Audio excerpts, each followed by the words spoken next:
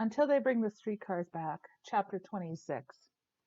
Saturdays, I'd always stop to see Gretchen behind the bakery and give her a nut goodie, but I'd only stay for a minute, so I wouldn't tip her father that she had someone on her side.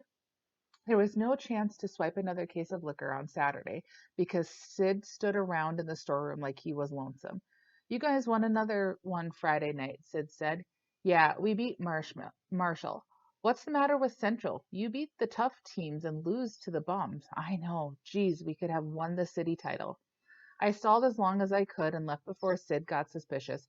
But the day wasn't wasted. I met Steve in a parking lot at Highland Village, and he showed me how to hotwire the Plymouth truck. I studied every step like it would show up in an MR sometime. And when Steve finished, I asked him to do it again from the beginning. All I needed was a screwdriver and a length of wire, and I would practice on Finley's truck until I could do it in the dark, because that's exactly how I'd have to do it. I drove Finley's truck to the Valentine dance, tripling with Jerry and Steve, and in the hope that Steve might never put two and two together later on, I hot-wired it, even though Mr. Finley gave me permission to use it. I gave Lola a mushy Valentine and a 2-pound box of chocolates on Valentine's Day when I took her home from the Deb meeting, and she'd given me a funny card in school that only hinted at love. When the dance was close to over and we were slow dancing to Time After Time, I put my lips against her ear. I love you, I whispered. The words had just gone out of my mouth on their own, and suddenly it seemed like the whole world was standing there listening for what she'd say. Birds stopped flying and rabbits turned their ears and dogs stopped barking. She didn't say anything for a minute, like she was trying to come up with something that wouldn't hurt my feelings, and my heart held its breath and plugged its ears like it knew she could break it with one word. Then she tilted her head back and looked into my eyes. You make me feel different when I'm with you, she said. What do you mean? Oh, geez, it was going to be something polite and kind.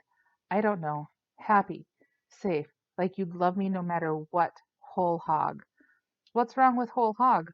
Nothing, but it's kind of scary. I've never had that before. I love it. And I love you, Cal.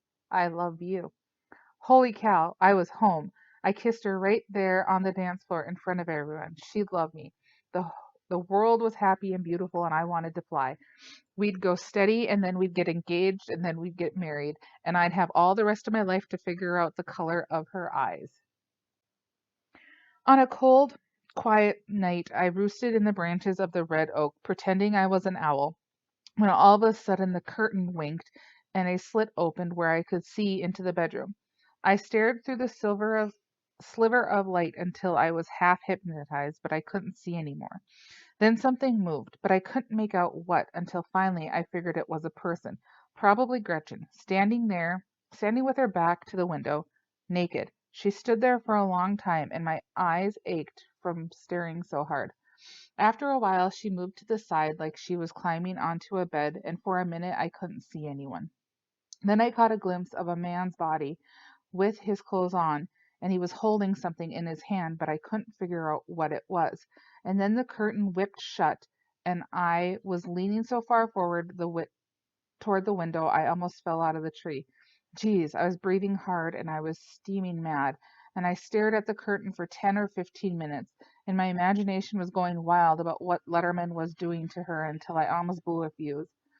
When the room went dark, a crazy thought bombed into my head. Snatch the baby right then. Just do it. It would be quick and simple. Gretchen would be free. I waited until 10, trying to work up the nerve, and my heart was going like 60. When Letterman came out and walked off in the night, I slid down the rough trunk and wiped out my tracks from the tree to the alley like I did whenever there was a new snow. I sneaked to the street and waited until the rat went out of sight a couple of blocks down Howell. Then I hustled back to the porch and gingerly opened the storm door. Darn, the spring squawked like a strangling chicken, and I held it still while I slowly turned the knob of the inner door. It opened. My hands and forehead started sweating, and as I thought about doing it right then, nailing that lunatic before he could ever touch Gretchen again. But I was scared out of my wits, and I talked myself out of it, figuring that I needed to carefully think it over. First, I slowly pulled the inner door shut until the latch snapped in place. Then I eased the squawking storm door closed and got the heck out of there. Tomorrow night I would do it. Yeah, this is Sergeant Riley. What can I do for you? I talked to you a month ago about a man who beat his daughter, and I have a question. I was calling from Letcher's drugstore after practice, and I tried to disguise my voice. Oh, yeah, go ahead, the sergeant said. If I brought you a body, would you? A body? A dead body? My God, are you serious? Yes, a dead body. Would you? Have you seen this body? Well, no, but I think I know where it is. Where? I can't tell you. If you go there and it's not there and you don't lock up the man, he'll know his daughter told me about it and he'll really hurt her.